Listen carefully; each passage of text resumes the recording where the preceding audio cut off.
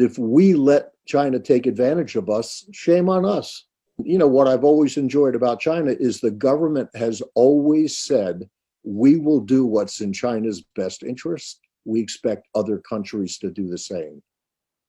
And anytime my American friends said, why did China do that? I said, because it's in their best interest. And if we let China take advantage of us, shame on us. But that's not China's problem. But the core point I'd like to close with is the US faces enormous challenges. 90% of them are self-inflicted. They have nothing to do with China. And by challenges, I'm talking about an ineffective government that is so polarized that on the $1.9 trillion COVID relief bill, not a single Republican voted for the bill. So clearly the political system is a major fundamental issue for the US. I mean, if you go back to Confucian values, the best and the brightest have always gone into government in China. In the US, they've gone into business. So if you think about it, the US has B students who totally disagree with each other and don't get anything done.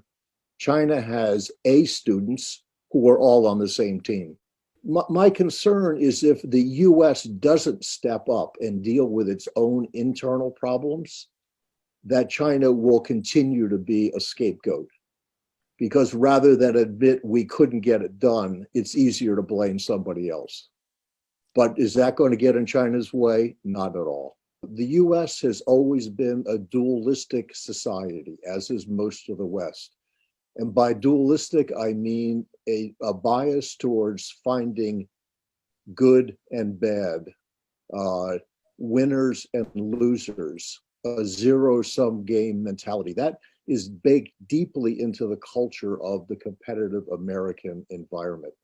China, as most Eastern countries, is focusing its culture very much on harmony and balance. Very different. The second difference has to do with worldview.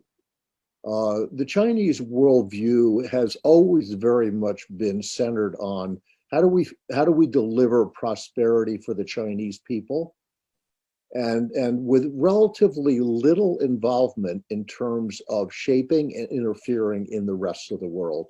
And that goes back for many centuries. The US has adopted what I would call an exceptionalist point of view.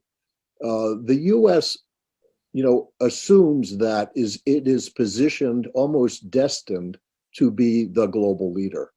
So worldview is very